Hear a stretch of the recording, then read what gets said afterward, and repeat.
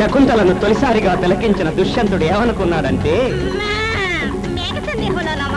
కాదమ్మా, మేఘ సందేశం. అనాఘ్రాతం పుష్పం కిసలయమనూనం కరురహైః అనావిద్ధం రత్నం మధునవం అనాస్వాదిత రసం అనాస్వాదిత రసం రసం రసం. పంతులు గారి మెళ్ళం ఏముంది తల్లి? టిప్ టాప్ రంగురంగుల రంగుంటాయి. ఎలా చెప్పగలిగావు?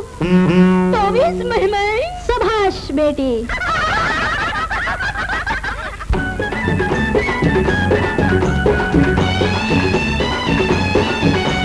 పప్పులింక ఉడకవండి పంతులు గారు, తప్పుకుంటే సన్మానం తప్పదండి సారు. పూసగుచ్చినట్టు అరటి పండు వలిచి పెట్టినట్టు ప్రేమ కథలు చెప్పుకుంటే పెద్దొట్టు, చెప్పనంటే ఒప్పుకోదు చేతిలో పెట్టు.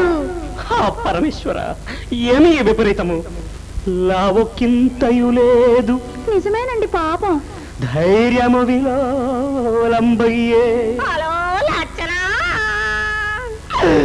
ప్రాణంబులు ఠావులు తప్పెను.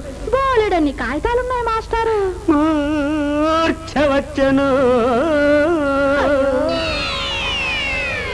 పంతులు పంతులు పావు సేరు మెంతులు, ముక్కు మీద కళ్ళ గోడు గంతులు, మాటలు చెప్పలేక కుప్పి గంతులు.